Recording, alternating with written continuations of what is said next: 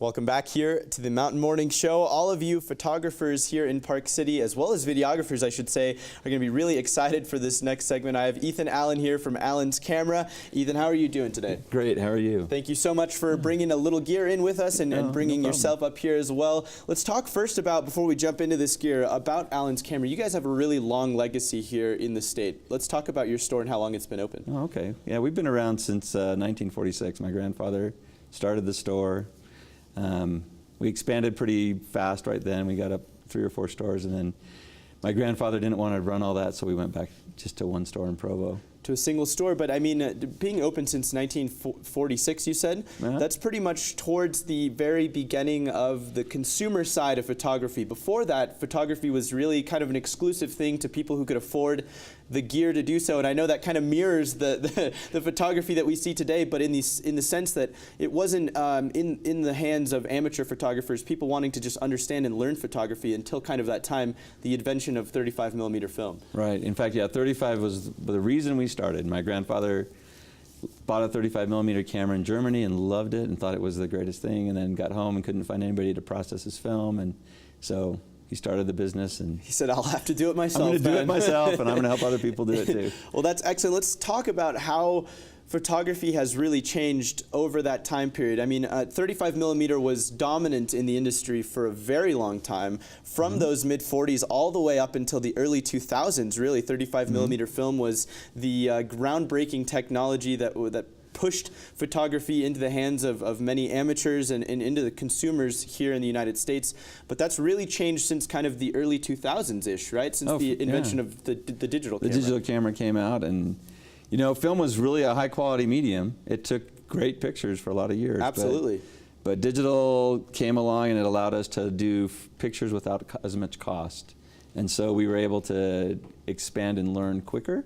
And I think that's been a great thing for photography. Actually, I see people getting good really very fast. And I think that we were talking about this during the break. Alan had mentioned that he sees amateurs now kind of go from a base level amateur not knowing much about photography to not being a professional, but almost a semi-professional in about a year, whereas previously it would take much longer than that to get that kind of reputation with the camera in your hand. Well, and thousands of dollars of film and processing in the process. And nowadays you can buy a camera and learn very quickly. I have a manager who works for me who's won almost every photo show in Utah. Wow. And a couple years ago, well, probably 3 or 4 years ago now, didn't really shoot photography, didn't really do it, but he's very, very good now. Wow, and those, I mean, the changes there is obviously you can see that image preview right away. Yeah. Lessons that would take you maybe a month to learn previously, you can learn almost in about 10 seconds now, because you can see, oh, this photo is overexposed, I need to adjust my shutter speed, my aperture, whatever it is,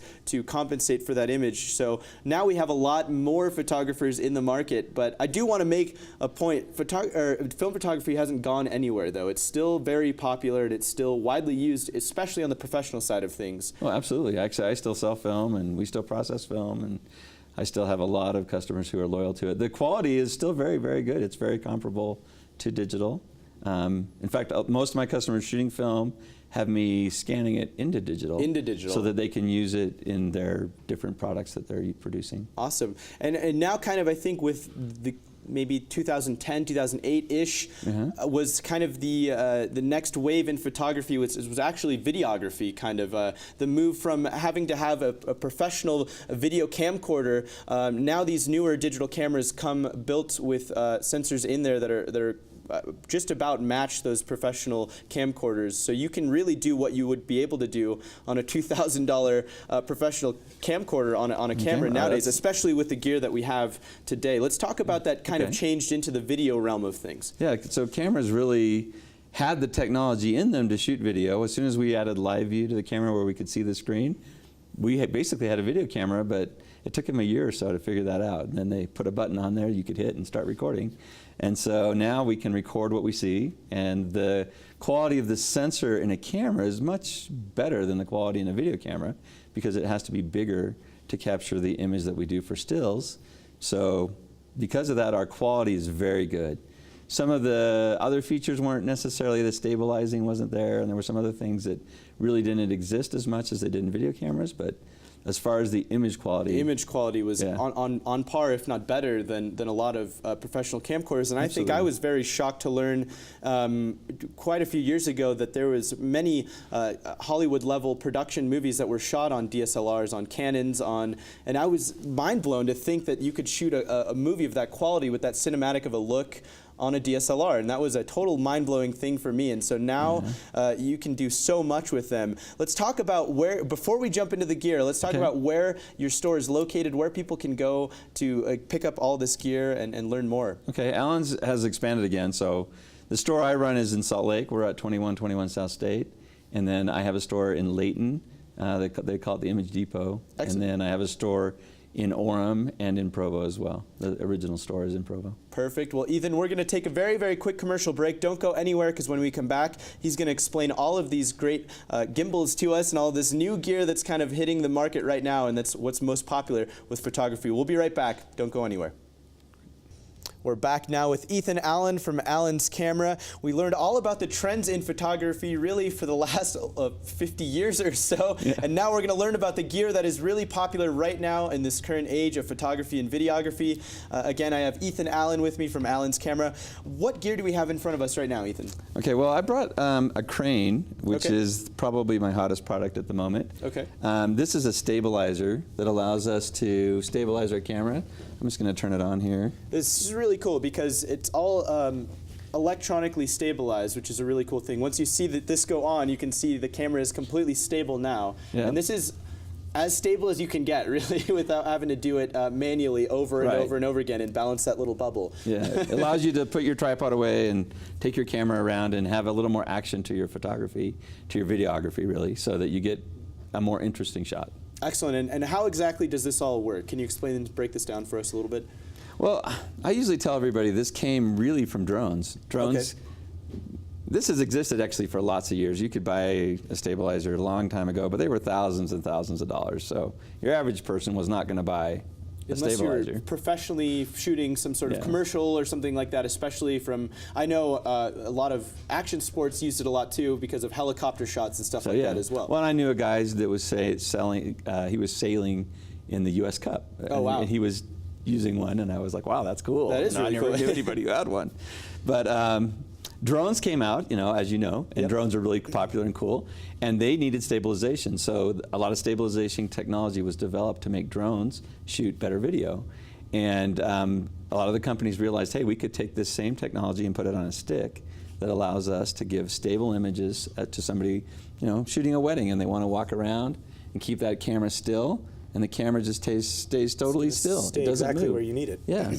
That's really great. So that's kind of changed a lot of the way that we shoot video now, which is really cool. Like you said, it allows you to kind of break away from the tripod and really get involved and get into whatever you're shooting, whatever subject that is you may be shooting. Exactly. So that's really great. And it's kind of, it mirrors the trend of photography in the same way that it was way too expensive for people to kind of use and play around with, but now it's gotten cheap enough to where the consumer can really get this, even if they don't have a professional camera as well. The trend now with smartphones and their image capturing technology, people can really do this with mobile phones as well. And this is something that I've seen is really extremely popular right now as well. It's the gimbal for this is a gimbal.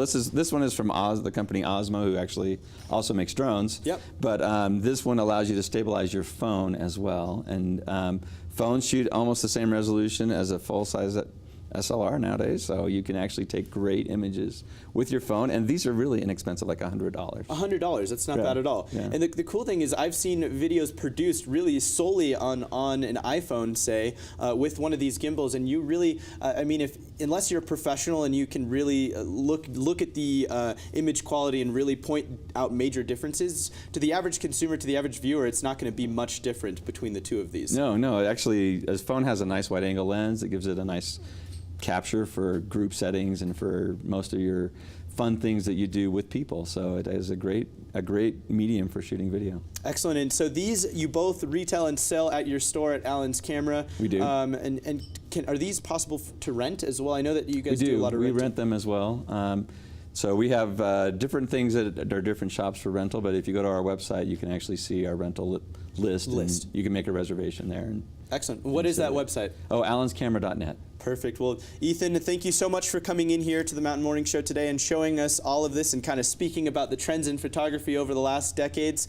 We're really excited to see where this goes and kind of to see what changes are going to continue to happen here with photography. So we hope to speak to you soon again to see what's different. I'd love to be back. All right. Well, hey, thank you so much for being here. We really appreciate it. We're going to continue here on the Mountain Morning Show. Head over to allenscamera.com for more information there. You can check out their full rental list as well as some of their products. Visit them in person as well. Ethan's a great guy. He'd love to have you in and teach you all about anything that you want to know about photography. We'll be right back right here on the Mountain Morning Show. Don't go anywhere.